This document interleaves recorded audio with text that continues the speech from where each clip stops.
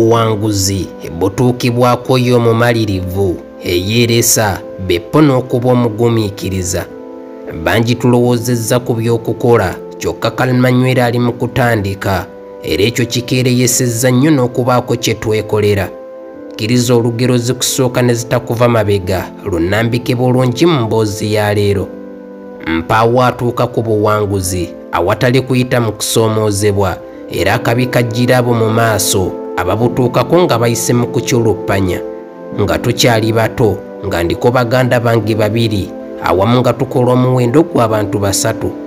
Enkuba yakeera kutonnya era wakati mu kugizannyiramu omu yafunira ekirowoozo ekikwata empeke za kasooli n'abaako wazisuula.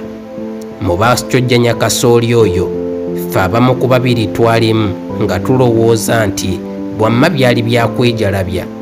Kyokka olunaku lwakya ne tuva mu nnimiro ng'enjala tetuli bulungi, ng'ekyokulya wakati wali, ekyokukola twalina kimu, kyakugenda mu kasooli eyasimbibwa wakati mu kunyoomerera.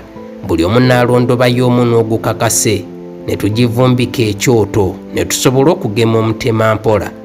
Oluvannyuma awo we nafunira ekyokuyiga nti wamma ddala ekyenyi ky'omubi kisobola bulungi nnyo okusabira eky'omulungi amazzi. Nze Jammeh Radio Uganda, emboozi ezinyuma, ezikubiriza, ezijjukiza, ezizzaamu essuubi, zonna ndi wa kuzikuwa. Akuume.